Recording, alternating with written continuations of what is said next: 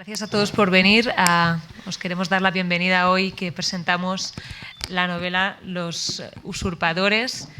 Y tenemos para presentarla hoy al periodista Carlos Alsina, que conversará con Jorge Cepeda Patterson, autor de la tercera entrega de la trilogía Los Azules, que se dio a conocer la trilogía en el año 2013, cuando se publicó Los Corruptores, el primer volumen de la trilogía, podríamos nombrarla, si está terminada o no, todavía está por ver, digamos.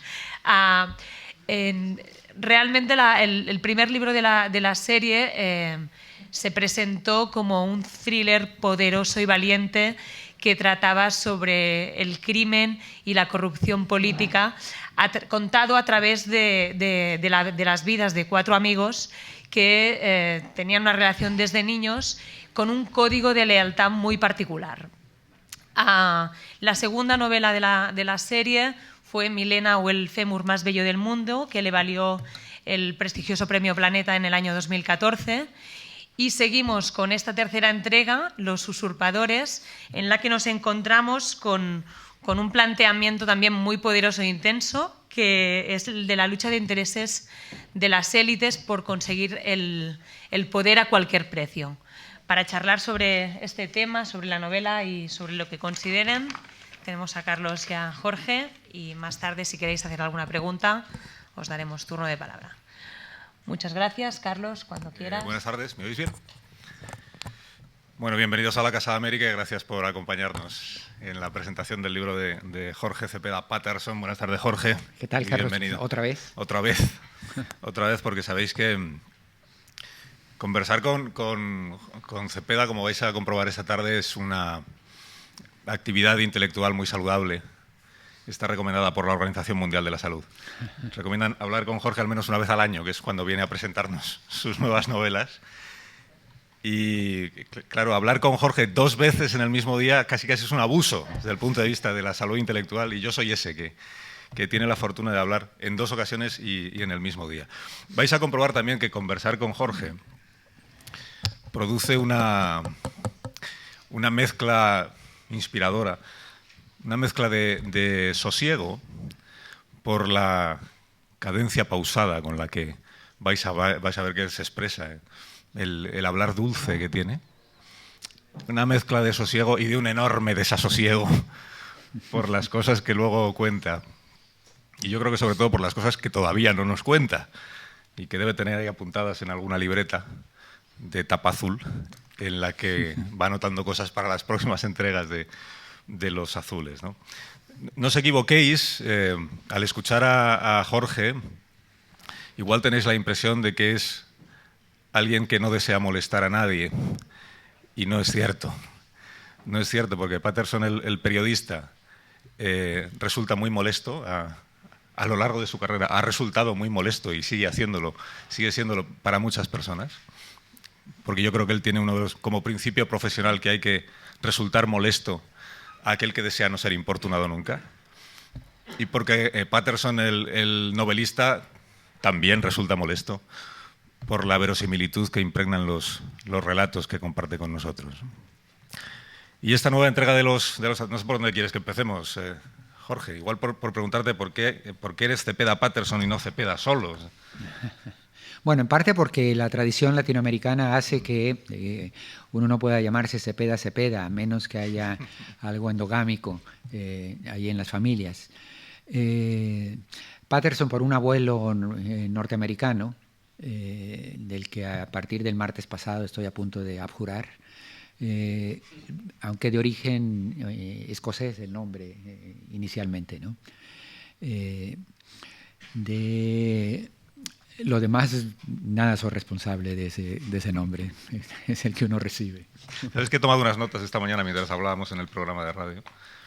Tengo aquí apuntado: detective múltiple, personajes en crecimiento, tratado comercial y Donald Trump, que igual debería ser uno de los personajes de tus próximas novelas.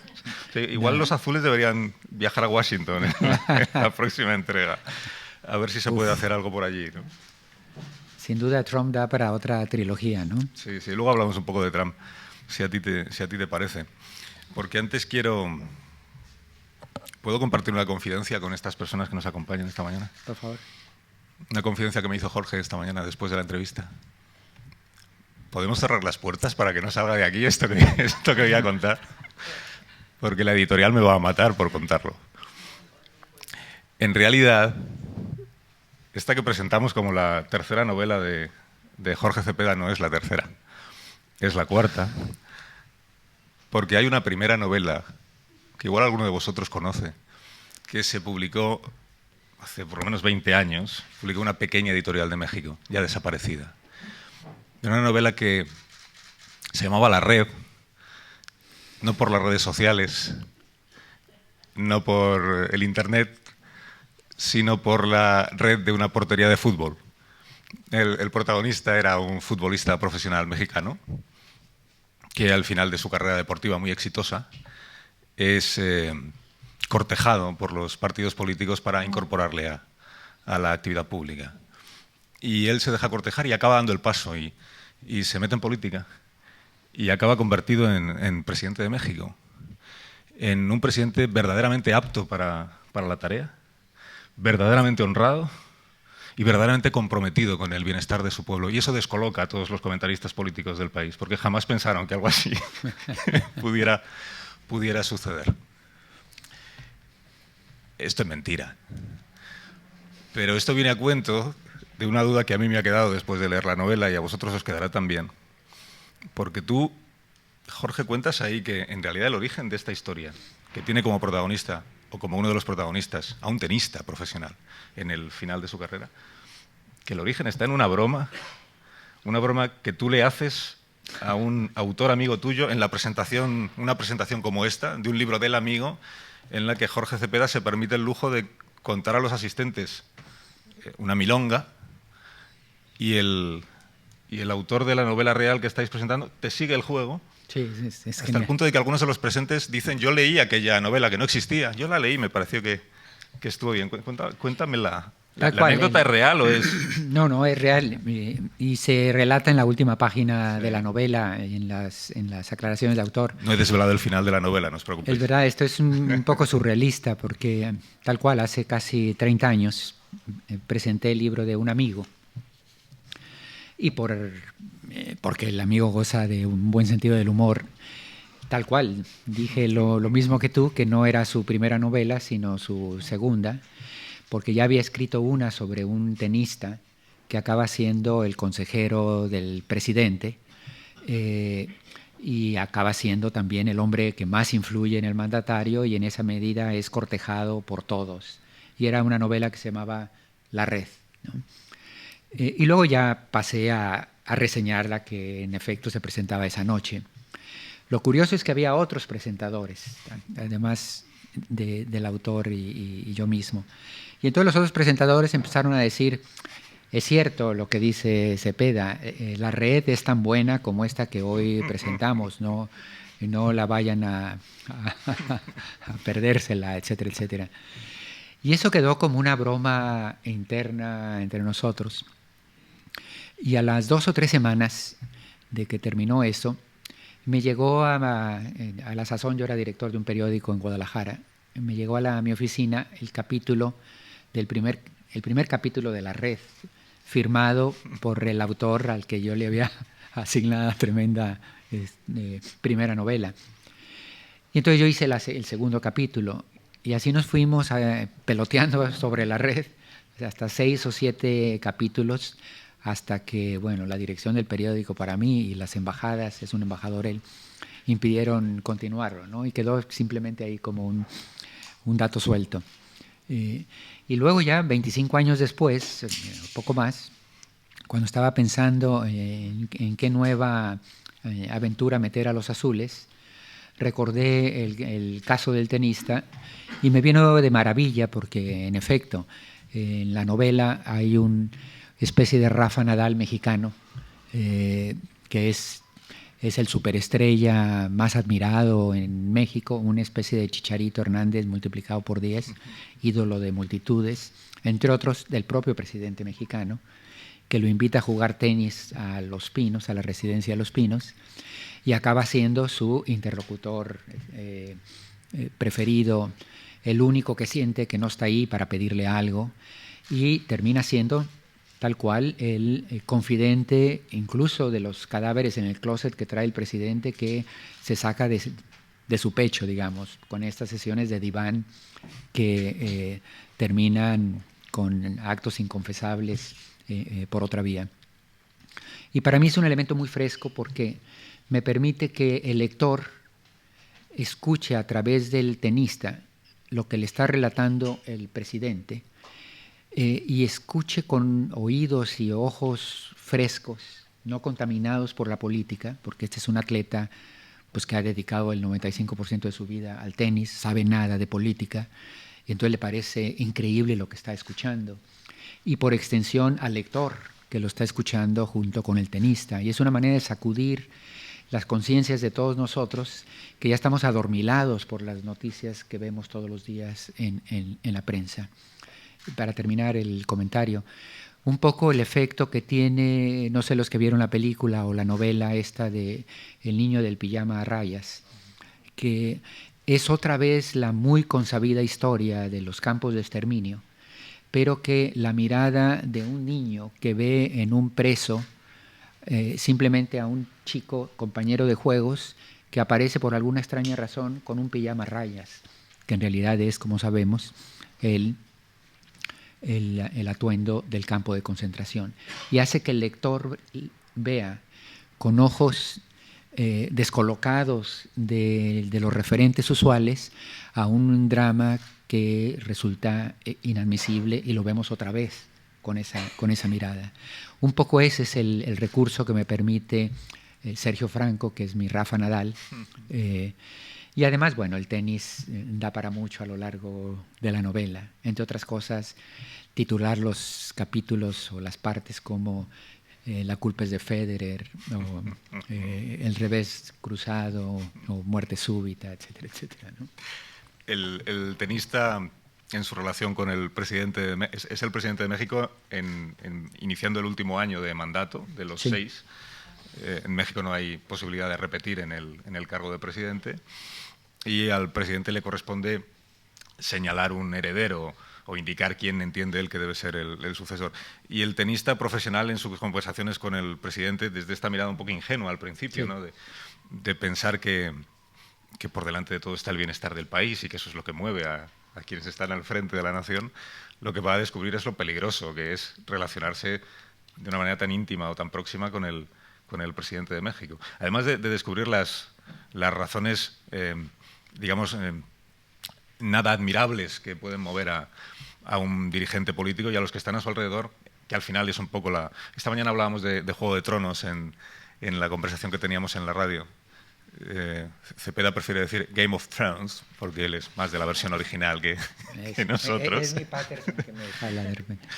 En la novela están los aspirantes a ser bendecidos con el dedazo, que diríamos aquí, ¿no? El dedazo del presidente, que son algunos de sus ministros, un gobernador de uno de los estados bastante terrible, y lo que vemos es cuáles son las distintas estrategias que cada uno de ellos pone en marcha para tratar de hacerse con esa designación.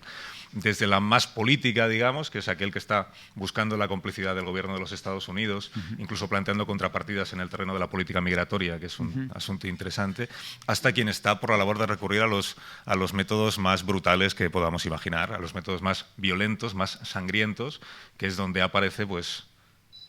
Me cuesta mucho hablar de tu novela porque no quiero revelarle nada a los lectores. Cuidado, pero es donde aparece la posibilidad de recurrir a métodos violentos para generar una crisis política y social. Hasta ahí puedo leer. Va bien. Hasta ahí. Háblame antes de hablar de los azules, que en el fondo son los protagonistas una vez más de la novela, háblame de estos otros personajes que están en el mundo de la política y que...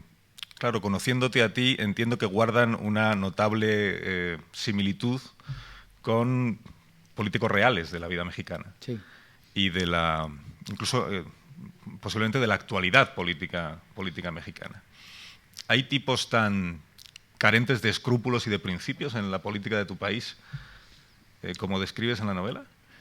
Desde luego que los hay, y yo diría que casi en cualquier país la política tiene esta peculiaridad de que nos va, al que participa en la escena pública lo va desdibujando, le va erosionando, digamos, sus convicciones. Varios de mis personajes les resulta difícil de tragar algunos aspectos de la política en los primeros capítulos, pero a medida que va pasando, transcurriendo la propia novela, se van dando cuenta que cada vez les hace más fácil y rápido digestión el argumento de, bueno, el fin justifica los medios, ¿no? Y es algo que atrapa el ejercicio del poder en esta lógica, ¿no? Una y otra vez, ¿no? Sí, hay personajes, algunos muy discernibles. El propio presidente Alonso Prida, con un apellido que no ofrece ninguna duda de a qué partido pertenece, digamos. Tiene 50 años, es de baja estatura, se peina con una raya en el pelo muy bien definida, tiene el ojo alegre hacia las mujeres, usa tacón escondido para alzarse la envergadura, etcétera, etcétera. Invita a Trump a visitar México. Exacto. Mira, debo decir que estos monólogos que en la novela hace el presidente mexicano, a ratos sintiendo que es incomprendido, odiado equivocadamente por la opinión pública, a ratos sintiéndose héroe, en otros momentos con una carga abrumadora por los problemas estructurales de México, sesiones de diván mismo. No pudo, a pesar de presentar yo no pude haber anticipado una frase que no sé si circuló acá en España, pero que soltó Peña Nieto, el Prida real, hace 3 semanas, diciendo: el presidente de México, o el presidente de un país no se despierta por la mañana pensando cómo joder al país. Lo dijo literalmente, en un arranque involuntario de que es el drama cuando sucede que dejan de leer el teleprompter y quieren improvisar algo, ¿no? Y le salió literalmente del pecho. Y no completó la frase, pero una especie de mea culpa involuntaria. Porque como yo escribía luego en El País, decía que, Benzema, al final de un partido de fútbol, en la rueda de prensa, y después de haber fallado 4 goles cantados, Benzema puede decir: un goleador no se despierta cada mañana pensando, hoy voy a fallar los goles, para explicar que los ha fallado. Es decir, solo en ese contexto se entiende que alguien diga: yo no me levanto tratando de equivocarme, pero me equivoco. Peña Nieto dijo: yo no me levanto todos los días pensando cómo joder a México, pero lo jodo, que fue lo que no dijo, ¿no? Es decir, no se necesita ser psicoanalista para entender que el hombre está atormentado, pues. Más o menos en el mismo tenor de estas confesiones que Prida hace al tenista en estos largos monólogos que dejan con los ojos cuadrados al pobre Sergio Franco, que encuentra más fácil una final del US Open que tratar de bregar con lo que le está diciendo un presidente, ¿no? Esta es una situación a la que seguramente llegan casi todos los gobernantes, que es la de no sentirse suficientemente reconocidos en sus méritos por el pueblo, ¿no?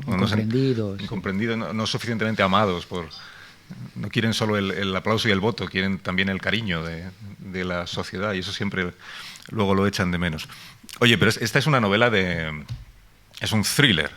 El contexto es político, es un thriller político, las tramas tienen que ver con la política, pero antes que todo eso es una novela de intriga sí. Es una investigación que realizan estos 4 personajes tuyos, que son los azules. Son unos amigos de la infancia que siempre se han significado, aparte por tener entre ellos una relación de íntima amistad que define seguramente la personalidad de cada uno de ellos. Ahora te preguntaré por eso.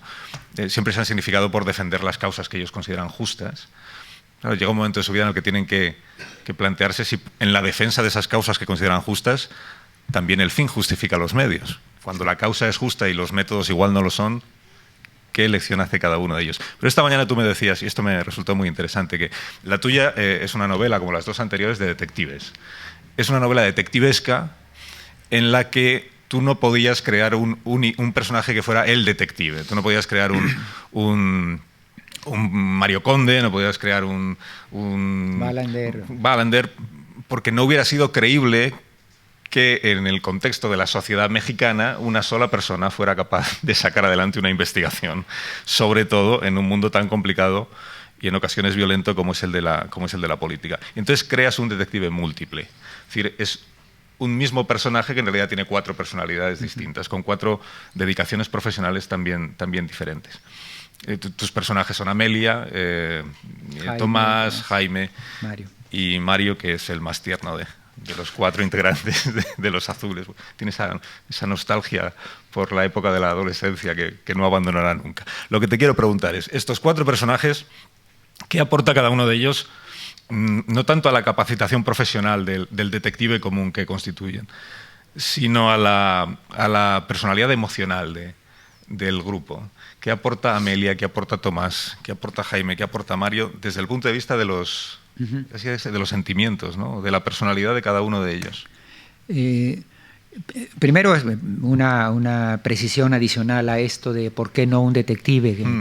Evidentemente el género policíaco tradicional recurre a una de 2 figuras, o a un comisario o a un detective, ¿no? Nos ha acostumbrado incluso la novela negra norteamericana a que invariablemente llega una rubia vestida de negro, misteriosa, a tocar en la ventana donde está el nombre del detective y a explicarle que trae un caso para encargarle, ¿no? O la figura del comisario, ¿no?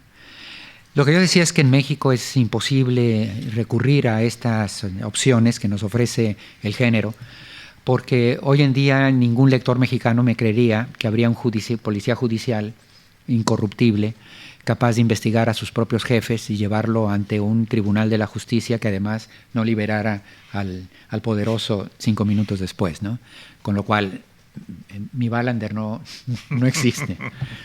O la posibilidad de un detective privado, un Sherlock Holmes, que, como digo, en México al tercer día aparecería en una zanja degollado, después de hacer preguntas indiscretas, ¿no? Es decir, no importa cuán valiente o inteligente sea, hay tales demonios sueltos en mi país que hace inviable la posibilidad de depositar en un solo individuo como estos, la posibilidad de encarar a los poderes fácticos que juegan en mi thriller político, ¿no?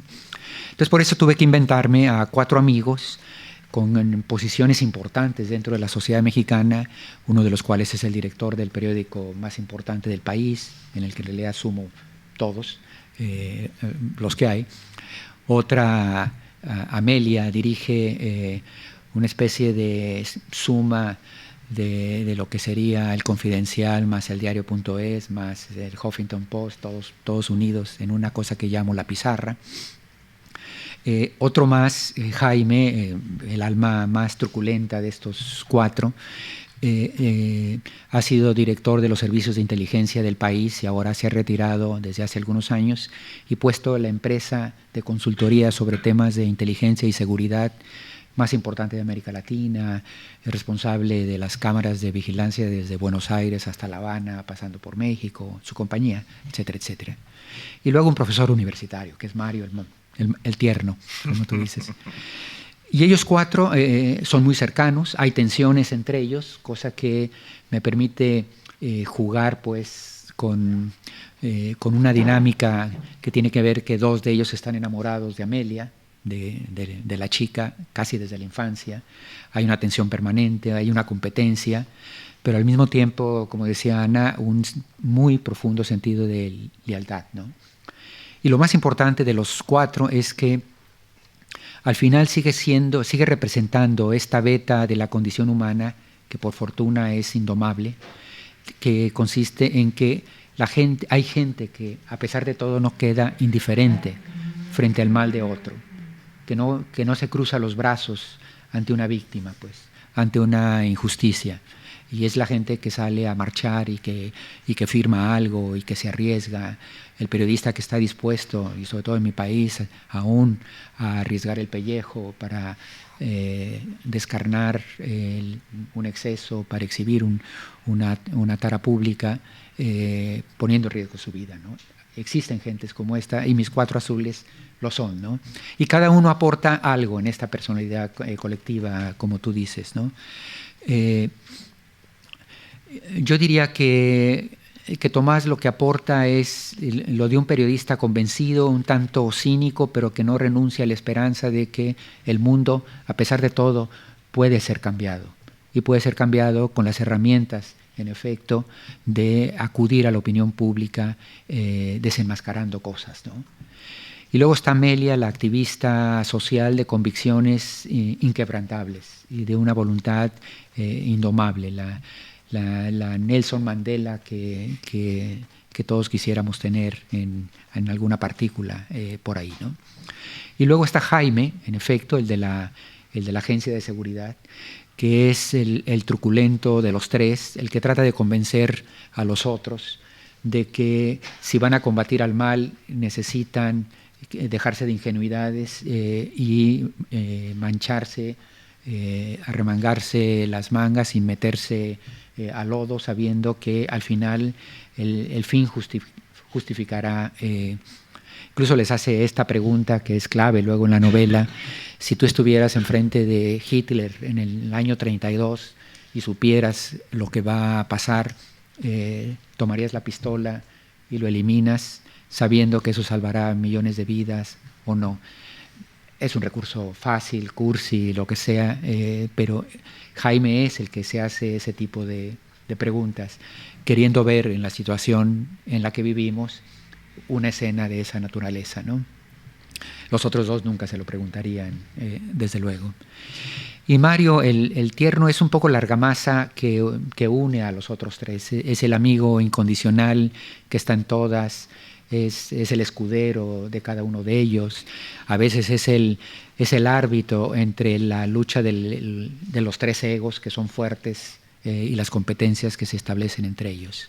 Pero eso sí, en última instancia, nada está por encima del compromiso que tienen los 4 de saberse que son una cofradía por encima de todo, ¿no? Los lectores se van a reencontrar con los 4 azules y se van a reencontrar también, puedo contarlo, ¿no? Se van a reencontrar con Milena, que era la protagonista de tu novela anterior, que es un personaje por el que tú tienes un cariño especial y eterno, ¿no? Bueno, no, ¿cómo no tenerlo? Ahí tiene muchos méritos, el fémur más bello del mundo, ¿no? Milena es el personaje central de la novela anterior, la del Premio Planeta, una razón más para quererlo entrañablemente de mi parte. Pero Milena es una chica admirable, de una belleza cinematográfica, de origen croata, que es engañada por un falso empleo en Alemania y secuestrada por las redes de tratantes de personas y llevada en diferentes escenarios que terminan en Marbella con una situación de esclavitud sexual literal, ¿no? No es una prostitución con alternativa o por una decisión personal, engañado, no, literalmente es un caso de esclavitud sexual que, contra lo que pudiéramos pensar, es un fenómeno creciente que viene justamente de la globalización, ¿no? O auspiciado este crecimiento por la globalización, algo que se describe largo en la segunda novela y no voy a entrar. Pero Milena poco a poco va descubriendo que después de varios intentos de escapar con castigos terribles, ejemplares en contra de ella, se da cuenta que la única baza que tiene para poder negociar una salida es la acumulación de los secretos de los que se va enterando al ser obligada a estos roces con las élites de poder. Obviamente es bellísima, entonces está asignada al turismo del más alto nivel con políticos, obispos que aparecen por ahí, atletas profesionales, desde luego jeques árabes, etcétera, etcétera. Y en estas orgías, en estas confesiones poscoitales a las que algunos poderosos son tan dados, empieza ella a enterarse de tanta información y acumularla en sus libretas, que en un momento dado se da cuenta que está en posesión de la llave para escapar, y en esa medida se convierte en una amenaza para todos estos poderosos, ¿no? Ese es, digamos, el guión principal de la novela. Y que en última instancia el espíritu indomable de Milena muestra que tal cual, al final, como dice el lema, no importa las circunstancias, todos pueden ser capitanes de sus destinos, ¿no?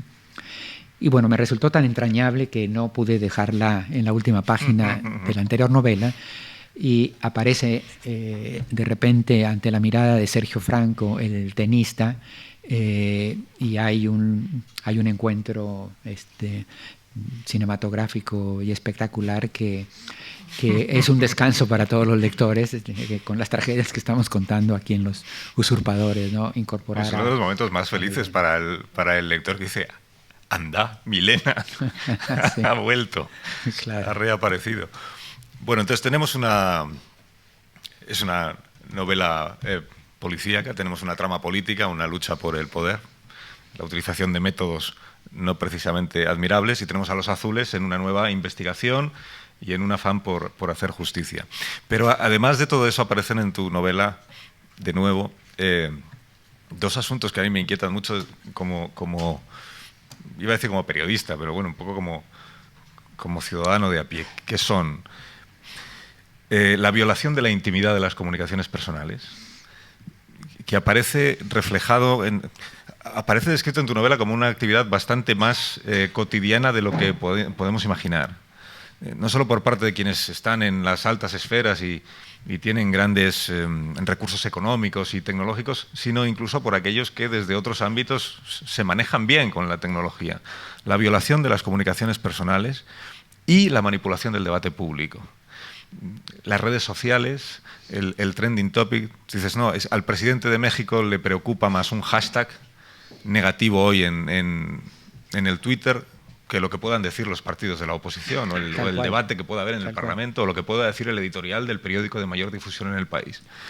Pero claro, las redes sociales en tu novela aparecen como susceptibles de ser manipuladas diariamente por aquellos que quieren instalar en la sociedad un determinado debate, con una determinada orientación. Incluso una sucesión de elementos que van apareciendo, por ejemplo, en el Twitter, que forman parte de un plan, es decir, de una operación planificada para terminar en un determinado objetivo, que es beneficiar o perjudicar, por ejemplo, a un dirigente político. Eso significa, Jorge, que este ecosistema informativo en el que estamos ahora, tan incierto y que tan desorientados nos tiene a muchos profesionales de esto, somos más vulnerables a la manipulación. Quiero decir, hasta ahora nosotros podíamos saber que el diario El País en España, que es el periódico de mayor difusión, quería generar un debate público porque era muy obvio. Entonces, sacaba una determinada portada o un determinado editorial y decíamos: El País quiere poner hoy en la agenda pública este asunto y con este enfoque. Sabíamos de dónde venía, y sabíamos quién era el autor que estaba detrás de esa operación. Pero ahora nos sucede lo mismo y no es tan fácil identificar de dónde viene. Ahora vemos que es trending topic, yo qué sé, cualquier asunto que podamos imaginar. ¿De dónde ha surgido eso? Es decir, ¿quién ha tomado la iniciativa? ¿Quién ha decidido que hoy deberíamos empezar todos a hablar sobre determinado asunto? ¿No te parece mucho más inquietante el hecho de no conocer cuál es el autor último que está detrás de eso? Yo creo que las dos cosas. Introduce una zona de incertidumbre enorme, pero también tiene una veta esperanzadora y al mismo tiempo muy peligrosa, y me explico.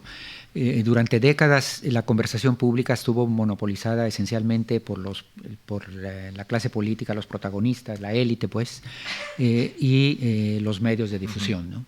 Y básicamente circunscrito a estas dos aceras de la vía pública, ¿no?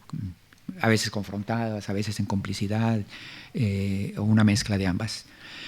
Y de repente, a partir de la preeminencia de las plataformas digitales, y además en crescendo, la conversación pública se ha convertido en una arena abierta, en donde la gente, el Facebook, el Twitter, el YouTube, participa masivamente. Hoy en día la frase es absolutamente fidedigna. El presidente mexicano le tiene más miedo a un hashtag viral que a cualquier declaración de un líder de la oposición, ¿no? Pero por mucho, porque no tienen antídoto contra ello. Los 3 libros que Peña Nieto no leyó, no sé cuántos de ustedes recuerdan aquella, se le ocurre ir a la Feria del Libro de Guadalajara, la misma que yo estoy ahora boicoteando con un terrible atentado. Se le ocurre ir como candidato a una rueda pública y un corresponsal español, por cierto, le pregunta ¿cuáles son los 3 libros que han marcado su vida? Y el pobre entró en un pasmo intelectual y después de varios minutos de balbuceos acabó diciendo la Biblia. Y poco faltó decir y la sección amarilla telefónica, la guía telefónica o algo así, ¿no? Eso 15 años antes habría sido controlado de alguna manera en la conversación pública, una nota menor, quizá algo en una columna política, etc. Y se convirtió en viral antes de que Peña Nieto saliera del recinto donde lo dijo, ¿no? Ya le estaba dando la vuelta al mundo, pues. Eso fue en el 2012. Lo que va a hacer ahora, 4, 5, 6 años después, hace de párvulos lo que era el 2012, ¿no? En ese sentido estamos frente a un fenómeno brutal que está transformando todo, algunas cosas para bien. En México ha surgido la moda esta de le llaman los ladies y los lords y los mis reyes, es decir, videos que captan de gente con privilegios haciendo un berrinche para hacer que desalojen una mesa en un restaurante porque llegó el funcionario y quiere ocuparla, ¿no? Él y sus guardaespaldas. Y no falta entonces el ciudadano que toma el video y entonces ya es Lord Berrinches. Y eso se hace viral y muchas veces al tercer día el funcionario tiene que renunciar porque acaba de ser ridiculizado. Esas cosas son un festín, digamos, de ciudadanía para efectos de este desquite de comportamientos que durante mucho tiempo quedaron impunes. Si se quiere es lo superficial, evidentemente, pero da cuenta de un fenómeno nuevo que tiene que ver con esto de la implosión, digamos, de las redes sociales. Y los políticos no saben qué hacer con eso. Están intentando todo. Los bots estos que inyectan tweets al por mayor. El problema es que son como gotas en el océano, imparable frente a la masa, ¿no? Pero también implica riesgos. No importa qué plataforma presente un candidato hoy en día. Al final, con lo que se queda buena parte de la opinión pública es el meme ingenioso que va o a ridiculizar o a cuestionar toda una argumentación que puede ser incluso sensata, lógica, pero que la gente va a conocer a través de un meme que lo ridiculiza, pero que resulta oportuno, ingenioso. Y eso es terrible, digamos, para efectos de la formación de opinión pública y la toma de decisiones por parte de la comunidad. Entonces estamos ante un mundo que está cambiando y no sabemos muy bien a dónde va a ir. Dices tú que los políticos no han encontrado el antídoto contra eso. Y los medios de comunicación, digamos, tradicionales, o los periodistas profesionales que hasta este momento, digamos, bueno, hasta hace unos años parecía que velábamos por la integridad de él, con todas nuestras miserias y todos nuestros vicios. Pero se entiende que velábamos por la veracidad de las informaciones que llegaban a la opinión pública. Nosotros hemos encontrado el antídoto a esta nueva forma de informarse de una parte muy nutrida de la sociedad, que está en el meme o está en el tuit, sin pararse a rascar más en la información y a preguntarse hasta qué punto eso que están dando por hecho cientos de miles de tuiteros que se van pasando el mensaje de unos a otros, hasta qué punto es cierto lo que están diciendo, hasta qué punto eso es una información contrastada y verificada o es una burda manipulación que de tanto repetirse acaba adquiriendo la consistencia de noticia verificada. ¿Cuál es el antídoto desde nuestro punto de vista, desde nuestra parcela, que es la profesional, ¿no? ¿Para qué vamos a quedar nosotros, Jorge? Lo peor es que son las dos cosas, es decir, como profesionales trabajando en medios que se ostentan, siguiendo los códigos proverbiales que han convertido a este oficio en una profesión, el contrastamiento, la investigación, la cita, la fuente, en fin. Estamos sujetos a esta, para bien y para mal, a esta nueva realidad. ¿Y a qué me refiero? Que uno no puede ignorar esta conversación caótica, azarosa, cargada además con muchos defectos que tienen que ver con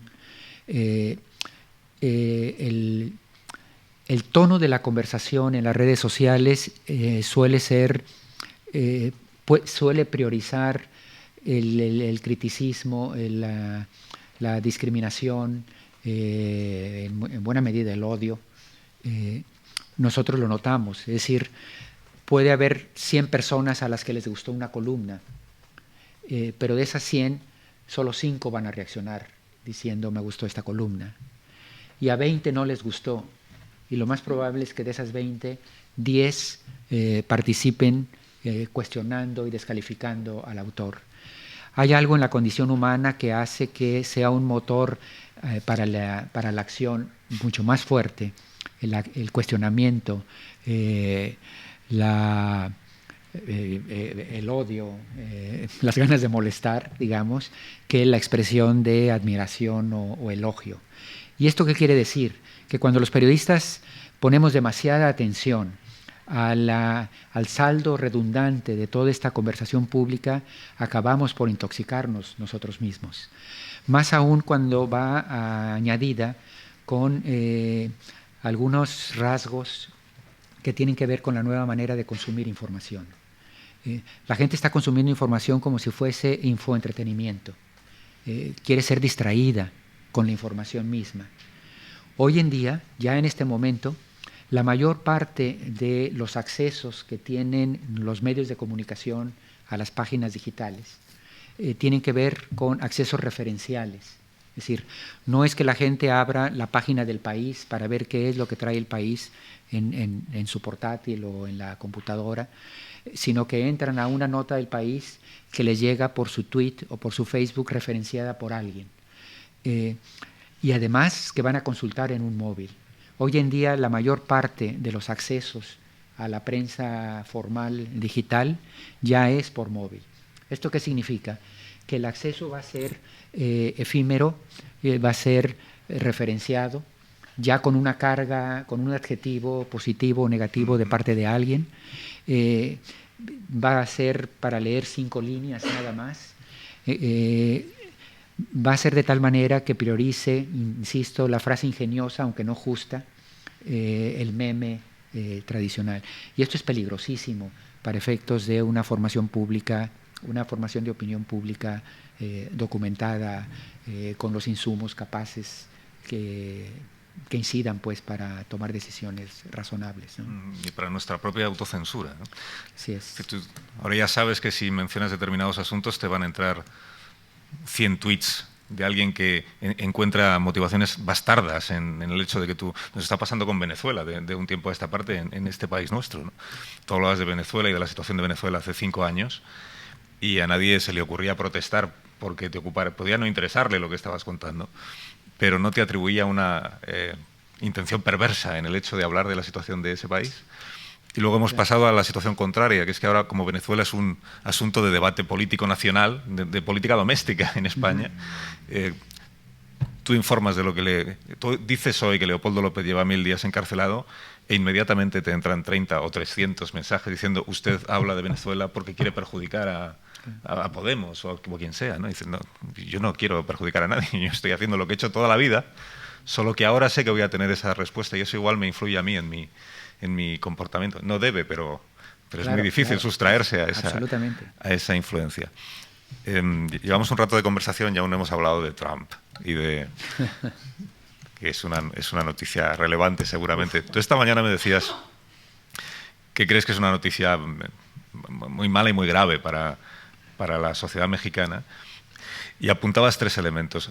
En los medios en Europa sobre todo estamos hablando del asunto de la deportación, de la política migratoria, de si Trump va a expulsar a los inmigrantes solo por el hecho de no tener documentos o si, como él dice, va a expulsar solo a los que son muy, muy criminales y al parecer están por allí sueltos y nadie se ha dado cuenta todavía. Hoy, por ejemplo, estamos asistiendo en las redes sociales a una interesante labor informativa que en este caso me parece muy sana, que supone aportar más datos sobre las deportaciones en Estados Unidos y en otros países del mundo. Por ejemplo, aportar el dato de que durante la presidencia de Barack Obama ya han sido deportados 2,5 millones de ciudadanos, la mitad de los cuales no tenían antecedentes penales, ¿no? O el hecho de que en los países de la Unión Europea en su conjunto también hemos deportado más de lo que ha deportado Estados Unidos, con las órdenes de expulsión que están vigentes en nuestros países. Nosotros hemos puesto el foco en la política migratoria, en la deportación, pero tú esta mañana me hablabas de otros 2 efectos que crees que pueden ser muy negativos para los mexicanos. Uno es la imposición de una tasa o de un impuesto a las remesas de dinero que envían los residentes en Estados Unidos a sus familias en México. Y el otro asunto es lo que podríamos llamar el muro comercial, que igual acaba siendo el principal muro que intenta levantar el presidente. Esto es el presidente electo, el señor Trump, en Estados Unidos. El muro de contención de todo aquello que entiende que puede perjudicar a la sociedad norteamericana desde el punto de vista económico. Y que eso traería como consecuencia encerrarse en sí misma, esa sociedad. Esto que dice Trump de voy a obligar a los de Apple a que fabriquen sus ordenadores en Estados Unidos y con trabajadores norteamericanos. Que esto para el norteamericano dices que estupendo, ¿no? Como si aquí alguien dijera voy a obligar a las empresas textiles a que fabriquen sus productos en España y con trabajadores españoles. Y diríamos, estupendo, crearán más empleo entre los españoles. Claro, esto visto desde el país en el que ahora se fabrican esos productos, y puede ser México o puede ser China, productos norteamericanos, es una pésima noticia, porque es perjudicar el grado de desarrollo económico que puede tener ese otro país. ¿Hasta qué punto crees tú que eso puede llegar a suceder? Este es un debate que tenemos estos días, como sabes, que es el Trump auténtico es el que hemos visto durante la campaña electoral. Existe otro Trump que vamos a descubrir ahora, que es un estadista y un tipo con una capacidad para arreglar las cosas admirable. ¿O crees que para tu país, para México, puede ser un desastre absoluto? Bueno, de entrada quisiera decir que ya el resultado del voto es algo que ensombrece de tristeza a los mexicanos por muchas razones. Es decir, el hecho de que 40 y tantos millones de nuestros vecinos hayan votado a favor de alguien que convirtió a México en satanizable, en un chivo expiatorio de los males que padecen, que nos convirtió en sinónimo de holgazanería, bandidos, etcétera, etcétera, ya es triste como vecino. Es decir, saber que 300 años de vecindad no han podido eliminar este prejuicio, este sentido. Trumps extravagantes hay en cualquier lado. 40 y tantos millones de personas que avalen los insultos de Trump es algo que nos entristece literalmente como vecinos, para empezar, punto, ¿no? Ahora bien, desde luego que hay una distancia entre las promesas de un candidato y las acciones de un presidente en funciones, eso en toda la vida, ¿no? Pero también es cierto que Trump es un fenómeno inédito.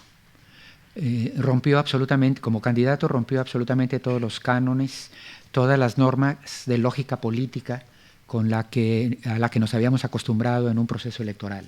O sea, hace 1 año y medio decíamos, bueno, este es un chiste, en cuanto aparezcan los cuadros políticos republicanos, van a hacer trizas a este payaso, ¿no? Y desde luego no sucedió. Y cuando ganó la candidatura republicana, entonces asumimos que para Hillary Clinton, o quien quedara del demócrata, sería un paseo en alfombra roja hasta la Casa Blanca, y desde luego rompió absolutamente los cánones.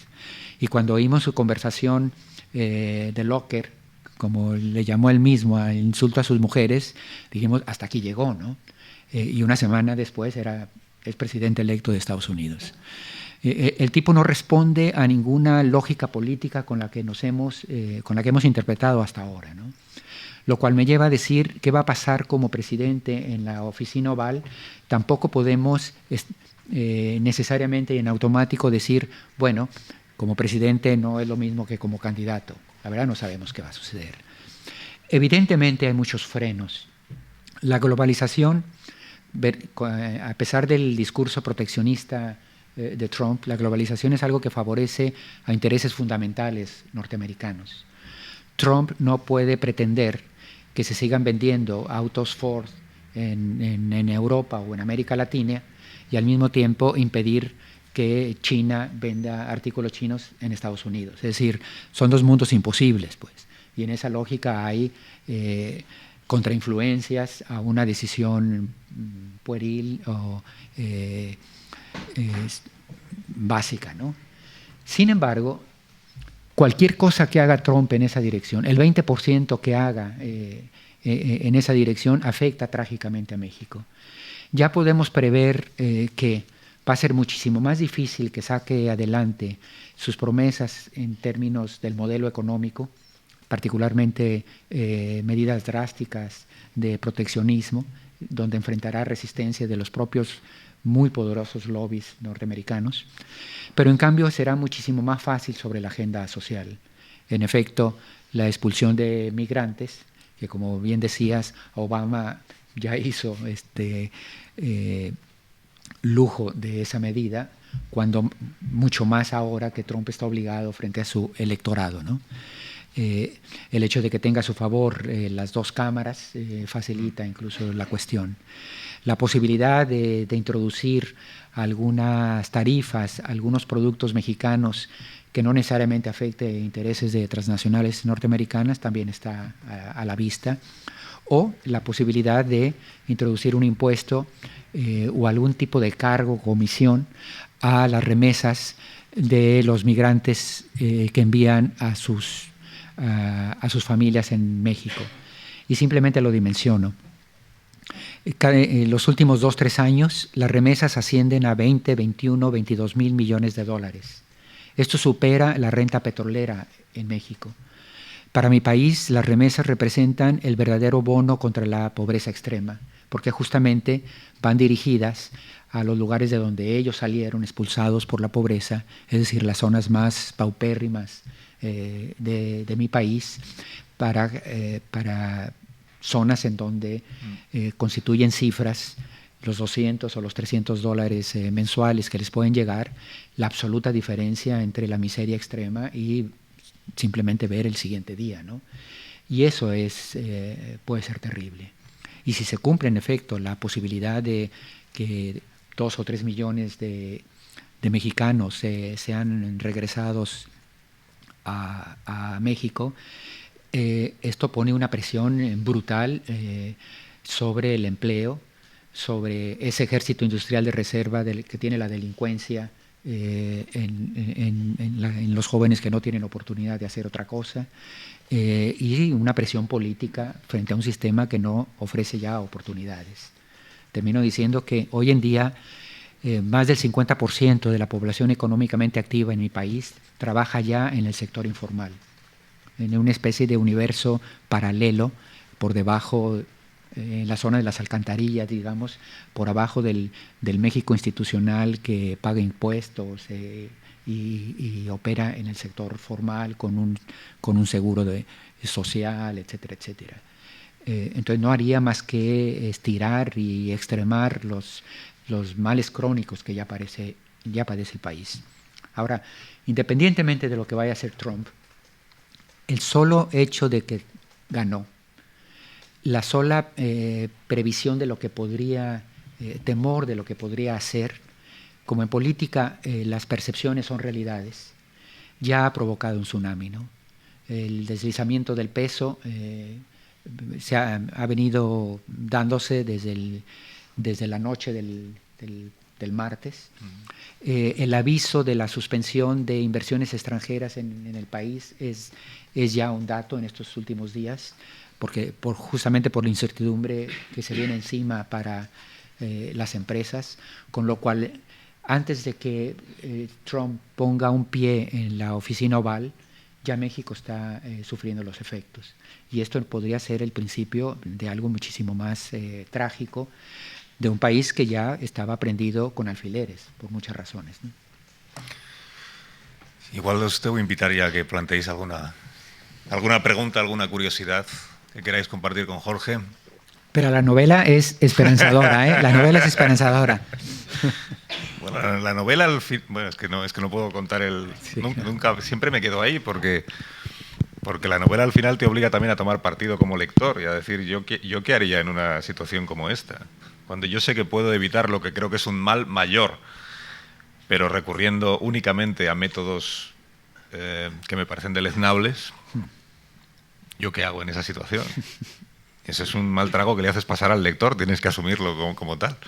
Le haces pensar en algún momento. Eso está bien. Las novelas de ficción están para pensar solo en quién es el asesino, no en consideraciones morales.